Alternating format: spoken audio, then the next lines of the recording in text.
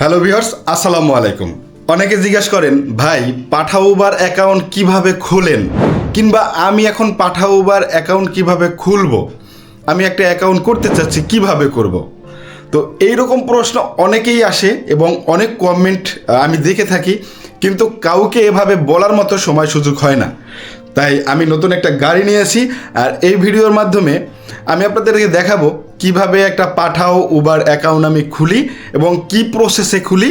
আপনারা চাইলে সেই প্রসেস অ্যাপ্লাই করতে পারেন, এবং বিশেষ করে এই ভিডিওর অভিজ্ঞতা খুব কাজে লাগবে যাদের মূলত পাঠাও উবার অ্যাকাউন্ট খুব খোলা প্রয়োজন কিংবা খুলতে চাচ্ছেন। তাইলে এই ভিডিওটা একদম সম্পূর্ণ দেখবেন, তাইলে আপনারা বুঝতে পারবেন যে কোন উপায়ে খোলা যায় কিংবা কিভাবে পাঠাও উবার অ্যাকাউন্ট খুলতে হয়। তাহলে চলেন শুরু করি আজকের ভিডিও এখান থেকেই।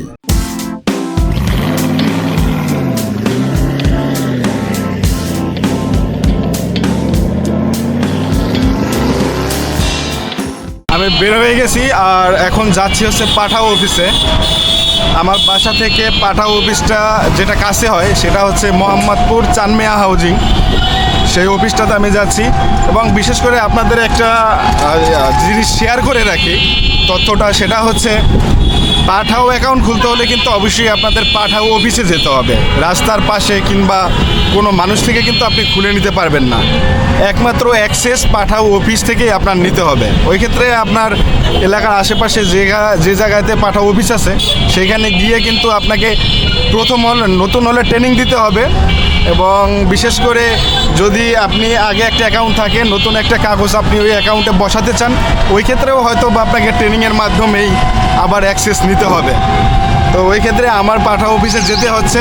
আমি চানমিয়া হাউজিংয়ে যাচ্ছি, আমার বাসা যেহেতু কল্যাণপুর থেকে কাছাকাছি হয়। তো আগে আমি এখন পাঠাও অফিসে গিয়ে অ্যাকাউন্টটা খুলে নেব। তো অলরেডি আমি পাঠাও অফিসে চলে আসছি। তো আপনাদের সাথে দুইটা নাম্বার শেয়ার করতে চাই কিংবা দুইটা অ্যাড্রেস শেয়ার করতে চাই। এটা অনেকের কাছেই নাই, আপনারা হয়তো বা ভিডিও থেকে এখন পেয়ে যাবেন। সেটা হচ্ছে, আমি এটার অ্যাড্রেসটা একটু আপনাদেরকে বলে দিই।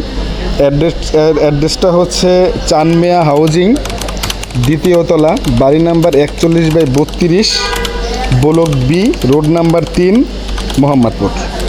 তো এই যে লোকেশনটা দেখতে পাচ্ছেন, এইটা হলো এই পাঠাও অফিসের লোকেশন। তো এই লোকেশনটা আমি ডিসক্রিপশন বক্সেও দিয়ে দেব। আপনাদেরকে আরেকটা জিনিস দিতে হবে, সেটা হচ্ছে পাঠাওর হেল্প লাইন নাম্বার।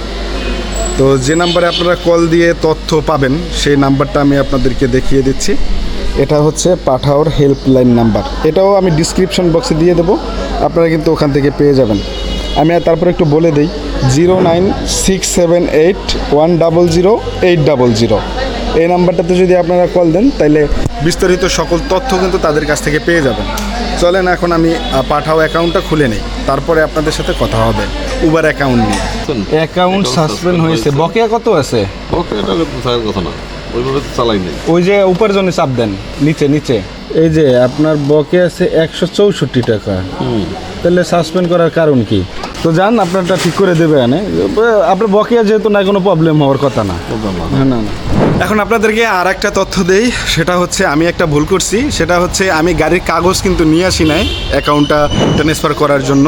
তো ওই ক্ষেত্রে কিন্তু আপনাদের আসলে অবশ্যই গাড়ির যে কাগজটা, অরিজিনাল কাগজটা, সেটা নিয়ে আসতে হবে, এবং বিশেষ করে ভোটার আইডি কার্ড অরিজিনালটা নিয়ে আসতে হবে। আমি কি কাগজ আনতে হবে সেটাও আমি বলে দিই। আপনারা ট্যাক্স টোকেন আনবেন, ফিটনেস আনবেন, এবং বিশেষ করে রেজিস্ট্রেশন, যেটা আমরা ব্লু বুক নামে চিনে থাকি, এই 3টা কাগজ গাড়ির লাগবে। এবং বিশেষ করে আরেকটা কাগজ হচ্ছে আপনার ভোটার আইডি কার্ড অরিজিনালটা।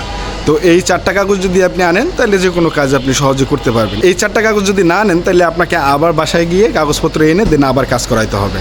তো এখন আমি কাজ করে বের হইলাম, যদিও আমি রিকোয়েস্ট করার ফলে আমাকে এটা দিয়ে দিছে, কারণ আমার কাছে সকল কাগজের ছবি আছে কিন্তু অরিজিনাল কপি নাই। তারপর রিকোয়েস্ট করছি যে ভাই আমার তো অনেক বাসা দূরে, চাইলে আমাকে একটু হেল্প করতে পারেন, আমার উপকার হবে। সে বললো আচ্ছা ঠিক আছে, কিন্তু এরকম ভুল আর করবেন না।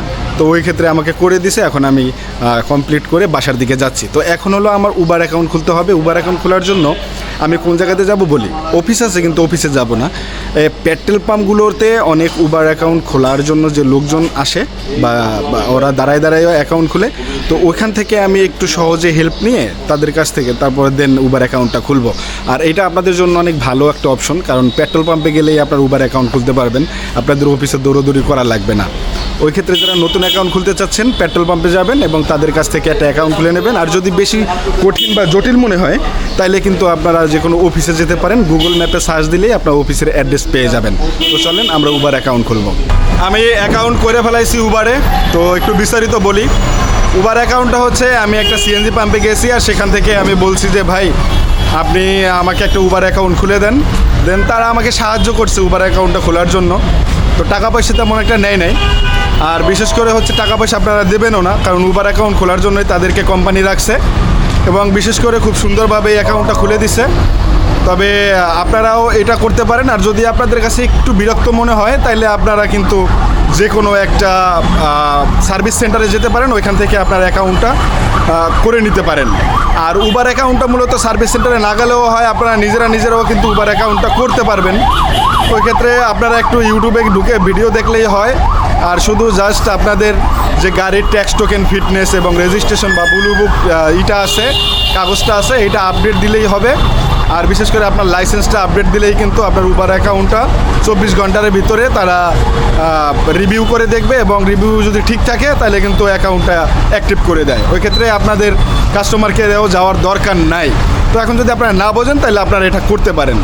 তো আমার কিন্তু অলরেডি পাঠাও অ্যাকাউন্টটাও খোলা শেষ এবং উবার অ্যাকাউন্টটাও কিন্তু খোলা কমপ্লিট হয়ে গেছে। এখন শুধু ইনড্রাইভটা আছে, সেটার আগের যে গাড়িটা অ্যাড করা ছিল সেটা এখনও অ্যাড করা আছে, এখন শুধু আমার নতুন গাড়িটা অ্যাড করতে হবে।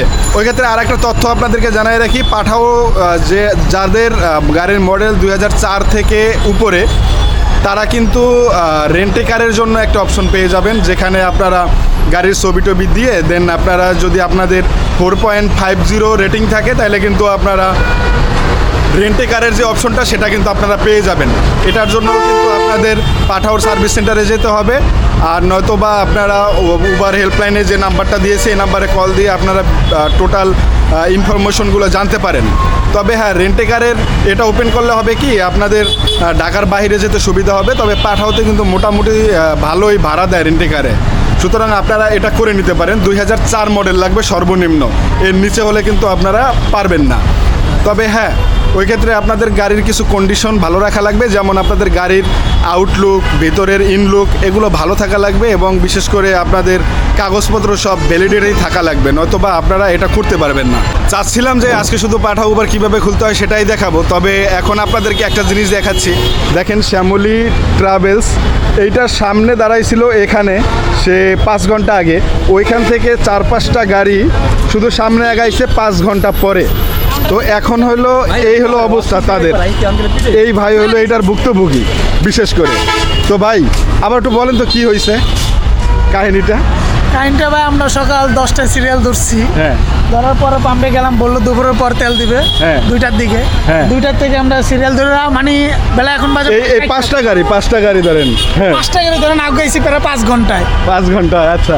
তারপর এখান থেকে হাইটা পাম্পে গেলাম, পাম্পে গিয়ে দেখে ভিআইপি গাড়ি আছে 50-60টা, তাদেরকে ফুল ট্যাঙ্কি করে তেল দিচ্ছে, আমাদেরকে বলতেছে 1500 টাকা 2000 টাকার বেশি তেল দিবে না। হ্যাঁ। এখন যে অবস্থা দেখতেছে আমরা তেল পাবো কিনা সেটাও শিওর নাই, তারা পাম্পালারে বলতেছে এভাবে। তাহলে এই যে 5 ঘন্টা ধরে আপনি এখানে আগাইছেন 5টা গাড়ি, তাহলে আপনার ওই 1 কিলোমিটার, এখান থেকে ধরেন আরও 1 কিলোমিটার হচ্ছে পাম্প, তা এখান থেকে যাইতে তো আপনার রাত্র 12টা হয়ে যাবে। আজকে 12টা বাজতে পারে সেটা শিওর নয়, পাম্পালারে বলছে তেল নাও থাকতে পারে, বন্ধ করে দিবে কিছুক্ষণ পরে। তাইলে আপনারা কেমনে কি করবেন? আর গতকালকে নিছেন? গতকালকে তেল পানি, গতকালকে সেম 4 ঘন্টা সিরিয়াল ধরছিলাম, হ্যাঁ। পাম্পের কাছাকাছি গেছি, বলছে তেল নাই, তেল শেষ। তো এই হচ্ছে বর্তমান ড্রাইভারদের অবস্থা, এবং বিশেষ করে যারা ভিআইপি না, নন ভিআইপি তাদের জন্য কিন্তু খুব কষ্টকর একটা লাইফ। তো যারা ভিআইপি আছে তারা ওখান থেকে ঢুকে যাচ্ছে, ঢুকে নিতেছে। তো এইটা আসলে কর্তৃপক্ষদের দেখা উচিত। তো যাই হোক, আমারও তেল লাগবে, এখন জানি না কি করি, কারণ আমার বরিশাল যাওয়া লাগবে, আর বরিশাল যাইতে তো তেল লাগবে, তেল ছাড়া তো আর যাওয়া যাবে না। তো ওই ক্ষেত্রে দেখা যাক কী করি, আর সেটাই আপনাদের সাথে শেয়ার করবো। আর দেখতে হলে কিন্তু চ্যানেলের সাথে থাকতে হবে। তো এই তো এখন বাজে রাত্র 8টা, এখন পর্যন্তই আমরা আড্ডা দিতেছি সেই বিকাল থেকে কি সে দুপুর থেকে খাবার দাবার খাইলাম হোটেলে, দেন তারপরে আড্ডার ভিতরেই আসি দুইজনে এক জায়গায়। তো এখন রবিন ভাই ট্রিপ মারবে, কারণ সারাদিনের ট্রিপ অনেক কম মারছে, বেশি একটা মারে নাই।